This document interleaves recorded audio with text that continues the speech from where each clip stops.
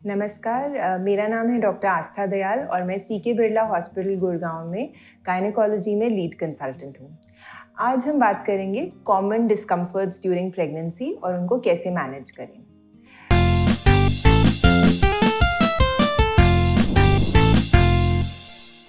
तो जब प्रेगनेंसी शुरू होती है, ये एक बहुत खुशी का मौका होता है किसी भी कपल के लिए, लेकिन जो पहला ट्राइमेस्टर होता है प्रेगनेंसी का, वो थोड़ा-सा मुश्किल होता है। उसमें आपको मॉर्निंग सिकनेस यानी कि उल्टी की फीलिंग होना, सर दर्द होना, मूड खराब होना, कुछ करने का मन नहीं करना, ऐसे कॉमन सिम्पटम्स होते हैं। तो इसको हम कैसे मैनेज करें? पहली चीज़ तो हमें ये पता है कि ये टेम्परेरी सिम्पटम्स हैं और थोड़ी देर में अगले ही महीने तक वो ठीक हो जाएँगे, तो वो एक रीअश्योरेंस होता है। दूसरी चीज़ कि आप नौशिया को मैनेज करने के लिए यानी कि उल्टी के सेंसेशन को मैनेज करने के लिए थोड़ी-थोड़ी देर में थोड़ा-थोड़ा खाना खाएँ। हर 2-3 घंटे में आपको एक छोटी-सी हेल्पिंग खानी चाहिए और एक बहुत हेवी ब्रेकफ़ास्ट, लंच और डिनर खाने की कोशिश नहीं करनी चाहिए। उसके अलावा आप पूरा ग्लास भर के अगर पानी पीते हैं तो आपको उल्टी ज़्यादा आती है, तो आप सिप-सिप करके थोड़े-थोड़े टाइम में सारा दिन पानी पीते रहें या लिक्विड्स लेते रहें। और जो भी सूखी फीकी चीज़ें होती हैं उससे आपको वॉमिटिंग की सेंसेशन कम होती है। अगर आप बहुत मिर्ची मसाला या खट्टा या अचार चटनी जो खाने का मन करता है, अगर आप ज़्यादा इन चीज़ों को खाते हैं तो आपको उल्टी की सेंसेशन ज़्यादा होती है, तो उस चीज़ को थोड़ा अवॉइड करें। इसके अलावा आप बाहर का खाना ना खाएं या बहुत हैवी खाना ना खाएं जिससे आपको उल्टी की फीलिंग ना हो और बहुत देर खाली पेट ना रहें। अगर इनसे भी आपकी तबीयत ठीक नहीं होती है तो आपके डॉक्टर आपको कुछ सेफ दवाइयाँ भी दे सकते हैं जिससे आप इसको मैनेज कर सकते हैं। दूसरी चीज़ है कॉन्स्टिपेशन। कॉन्स्टिपेशन आपको प्रेगनेंसी के हॉर्मोन्स की वजह से होती है और आप डिहाइड्रेट हो जाते हैं, इसलिए भी आपको कॉन्स्टिपेशन की फीलिंग हो सकती है। इसको मैनेज करने के लिए आपको अपना डाइट में लिक्विड इंक्रीज़ करना है, फाइबर इंक्रीज़ करना है, यानी कि हरी सब्जियाँ और दालें, फल और लिक्विड्स यानी कि हर तरह का लिक्विड, छाछ, आप दूध पी सकते हैं, कोकोनट वाटर ले सकते हैं और पानी भी ज़्यादा पी सकते हैं। और आपको अपनी एक्टिविटी लेवल्स को थोड़ा-सा बढ़ाना है। आप सारा टाइम अगर बैठे रहेंगे या लेटे रहेंगे तो उससे आपको कॉन्स्टिपेशन ज़्यादा होगी। इन सब चीज़ों से भी अगर आपको नहीं आराम मिल रहा है तो हम माइल्ड लैक्सेटिव्स यानी कि जैसे ईसबगोल आपको ईज़िली आप ले सकते हैं, उससे आपको कॉन्स्टिपेशन में आराम आता है। अब एक और तकलीफ़ होती है पीठ में दर्द या बैक एक। बैक एक एक बहुत कॉमन प्रॉब्लम है क्योंकि जब आपका वज़न बढ़ता है प्रेगनेंसी में तो आपका सेंटर ऑफ ग्रेविटी आगे शिफ्ट हो जाता है और लोअर बैक में स्ट्रेन आता है। तो इसको और ऊपर से बहुत सारे लोग सेडेंटरी होते हैं और इसलिए भी उनकी बैक पे ज़ोर पड़ता है। तो कुछ बेसिक चीज़ों का आप ध्यान रखिए। एक तो अपना पोस्चर हमेशा आप ठीक रखिए।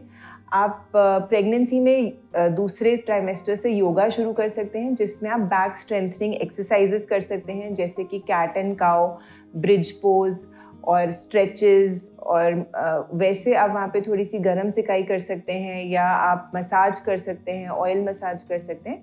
और आप ये भी ध्यान रखें कि अगर आप सेडेंटरी हैं या ऑफिस में सारा दिन बैठे रहते हैं तो हर आधे घंटे में आप खड़े होकर स्ट्रेच करिए या थोड़ा चक्कर लगाइए और कंटिन्यूअस सिटिंग अवॉइड करिए। और बैठने के वक्त आप एक फुट रेस्ट रख सकते हैं और एक बैक रेस्ट रख सकते हैं। जब आप बैठे हो तो आपका घुटना और आपका हिप एक ही लेवल पे होना चाहिए। आपका घुटना अगर ड्रॉप करता है तो उससे आपके पीठ पे थोड़ा सा जोर पड़ता है। उसके अलावा आप ये भी ध्यान रखें कि आप बहुत ज़्यादा वज़न ना बढ़ाएं अपनी प्रेगनेंसी में। जितना रेकमेंडेड है उतना ही वेट गेन करें ताकि आपकी बैक में ज़्यादा जोर ना पड़े। अब अगली एक प्रॉब्लम होती है कि नींद ना आना। बहुत सारे लोगों को रात में करवट बदलते रहते हैं और नींद की बड़ी दिक्कत होती है।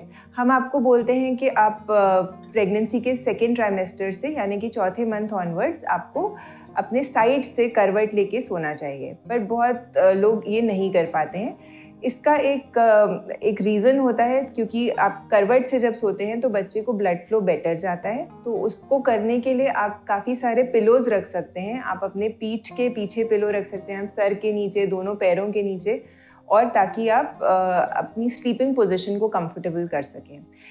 अब एक और तकलीफ़ होती है वैरिकोज़ वेन्स, यानी कि आपके पैरों के जो वेन्स हैं उसमें उनके फूल जाने को और उसमें दर्द होने को वैरिकोज वेन्स कहते हैं। ये इसलिए होता है क्योंकि पेट पे जो प्रेगनेंसी का प्रेशर है वो पैरों के वेन्स को डायलेट कर देता है। इसको प्रिवेंट करने के लिए हम कई बार आपको स्टॉकिंग्स देते हैं जिससे ये वहाँ पे डायलिटेशन और स्वेलिंग नहीं होती है। और वैसे भी आप प्रोलॉन्ग्ड बहुत समय तक खड़े रहने को अवॉइड करें और अगर बहुत देर खड़े रहना पड़ता है तो बीच बीच में चलें और उसके लिए कुछ फिजियोथेरेपी या मसाजेस भी किए जा सकते हैं। एक और परेशानी होती है कि बार बार यूरिन आना या पेशाब आना। ये पहले 3 महीनों में ज़्यादा होती है और उसके बाद फिर आखिर के 1-2 महीनों में फिर से ये परेशानी होती है क्योंकि यूट्रस का प्रेशर आपके बच्चेदानी का प्रेशर आपके यूरिन के ब्लैडर पे पड़ने लगता है। इसको आप काफ़ी हद तक आपको सहना पड़ता है क्योंकि इसका कोई पर्टिकुलर इलाज नहीं है, पर अगर आप थोड़ी थोड़ी देर में यूरिन अपने आप ही 4-5 घंटे में पास कर लें और जब आप यूरिन पास करने जाएं तो अपने आप को अच्छे से रिलैक्स करें और उसके बाद यूरिन पास करें और कोशिश करें कि आप कंप्लीटली अपने ब्लैडर को खाली करें। एंड पानी भी आप इस हिसाब से पीजिए कि दिन के समय ज़्यादा लिक्विड इंटेक करें ताकि रात को आपको बार बार उठ के यूरिन करने ना जाना पड़े। पर फिर भी अगर ये ठीक नहीं हो रहा है तो आपको अपना यूरिन टेस्ट कराना चाहिए ताकि अगर कुछ इन्फेक्शन है तो उसको ट्रीट किया जा सके। Thank you.